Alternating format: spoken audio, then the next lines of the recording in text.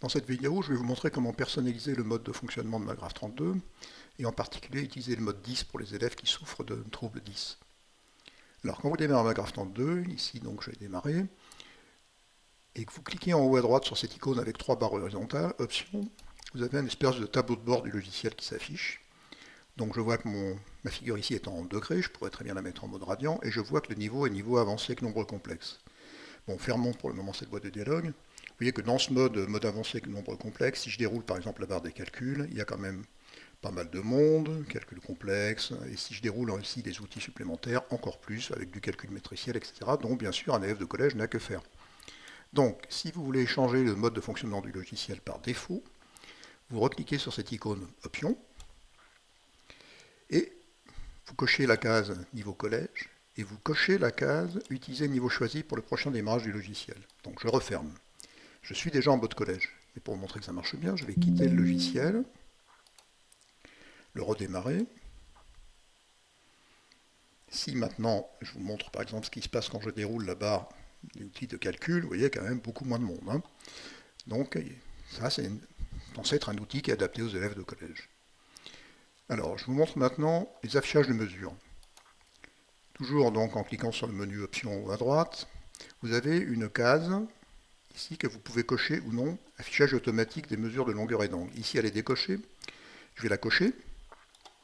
Et puis, je vais créer trois points libres que je vais appeler A, B et C.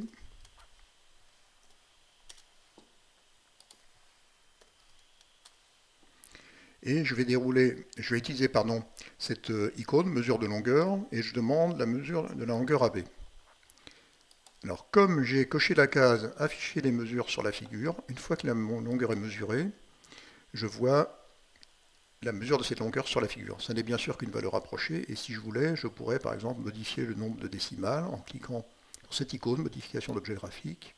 Ici j'ai une décimale, je peux très bien par exemple en demander deux.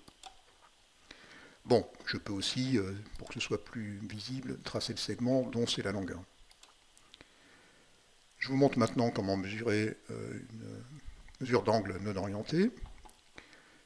Dans la palette des couleurs, par exemple, je vais activer la couleur bleue.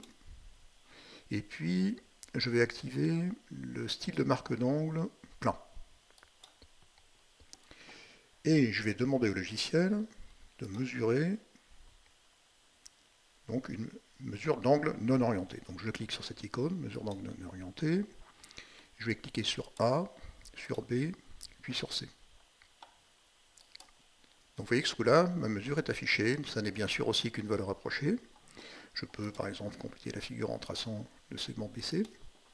Si je veux modifier par exemple la couleur de cette mesure, je peux par exemple cliquer sur le rose, cliquer sur l'icône palette, et puis je clique sur la marque d'angle. Bon, maintenant elle est rose.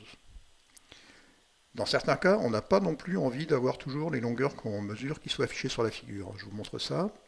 Je vais créer deux nouveaux points que je vais appeler E et F. Je clique sur l'icône option de la figure, option, et ce coup-là, je décoche affichage automatique des mesures de longueur et d'angle. Je vais maintenant demander de mesurer la longueur AB. Je clique sur E, je clique sur F, mais ce coup-là, une fois que j'ai cliqué sur F, la longueur n'est plus affichée. Mais si vous cliquez sur cette icône modifier objet numérique, ça permet de les modifier, mais aussi de voir quels sont les objets numériques. Donc je clique dessus, et je vois que ma longueur F, elle existe. Donc si par exemple, je déroule la barre des cercles, et que je demande un cercle de centre E et de rayon EF divisé par 3, eh bien mon cercle apparaît. Alors je vais vous montrer maintenant comment utiliser le mode 10 pour les élèves qui souffrent de mode 10. Vous allez donc de nouveau dans le menu Options, et vous cochez la case Utiliser le mode 10 au prochain démarrage. Vous quittez la Graph 32, donc je ne sauvegarde pas ici la figure. Vous le redémarrez. Et ce coup-là, vous êtes en mode 10. Alors, quels sont les changements en mode 10? Tout d'abord, vous remarquerez que l'épaisseur de pixels, l'épaisseur des traits par défaut est de 2. Que le point par défaut, son style, c'est le gros point, de façon à ce qu'on le voit bien. Je crée un point là. Et puis, si par exemple ce point-là, je l'appelle A, vous voyez que son nom est plus gros. Et autre chose, toutes les icônes ici en bas en forme de triangle qui permettent de dérouler les barres sont beaucoup plus grosses, ce qui permet à un élève 10 plus facilement de dérouler les barres d'icônes. Alors, on va rester en mode 10 et je vais vous montrer maintenant comment faire une figure dans laquelle on ne laisse à l'élève disponible que certaines icônes de certains outils. Donc je vais faire ce coup-là une nouvelle figure, ce coup-là sans repère, par exemple sans repère avec longueur unité. Et puis je vais créer deux points libres, un cercle de son de premier passant par le deuxième, et un point libre extérieur à la figure que je vais appeler A. Et on demandera par exemple à l'élève de tracer les tangentes à ce cercle qui passe par A. Pour ça, je ne veux lui affecter que certains outils. Donc je clique sur le menu Options.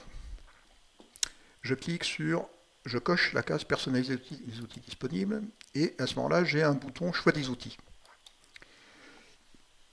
En haut, je vais choisir que les cases que je vais cocher correspondront aux outils permis. Alors les outils de la barre horizontale, par exemple, on n'a pas besoin de tout mettre. On peut par exemple ne pas mettre des boutons zoomer, dézoomer, modifier objet numérique. On peut mettre l'outil palette pour changer le style de trait, la gomme, le rideau. Mettons par exemple que c'est tout. Et puis le protocole, par exemple, pour que l'élève puisse voir quand même quels sont les objets qu'il a créés au fur et à mesure. Comme point, on va lui autoriser le point libre, le point intersection, le milieu. Pour le point lié aussi, par exemple. Comme droite, on va simplement lui autoriser la droite passant par deux points. Pas de segment ni de demi-droite. On va lui permettre d'utiliser le cercle par centre et point. Et puis, c'est tout. Donc, je valide. Je clique sur OK. Et là, vous voyez maintenant qu'il n'y a plus à gauche que les outils que j'ai sélectionnés. Pour vous montrer que ça marche bien, je vais enregistrer cette figure. Dans une figure, je vais appeler tangente cercle. Tangente à cercle.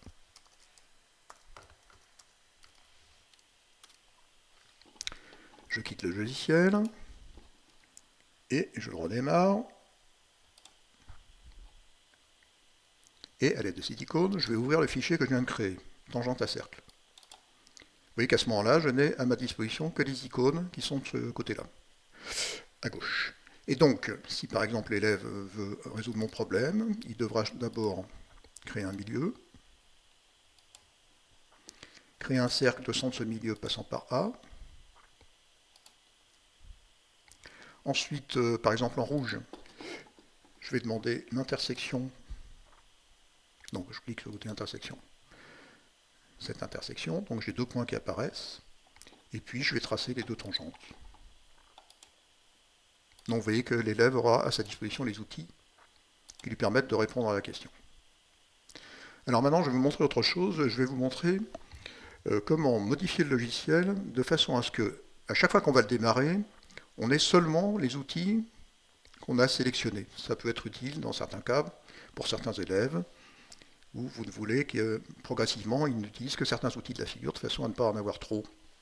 Donc, je quitte de nouveau ma graphe 32, sans sauvegarder. Je démarre le logiciel, et je vais dans le menu Options,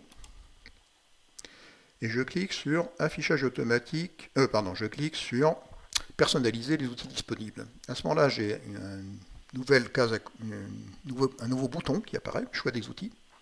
Si je clique dessus, j'ai cette boîte de dialogue là. Alors je vais cocher que les outils que je vais spécifier seront les outils permis. Alors outils de la barre horizontale, par exemple, mettons-les tous. Pour les points, mettons les choses principales.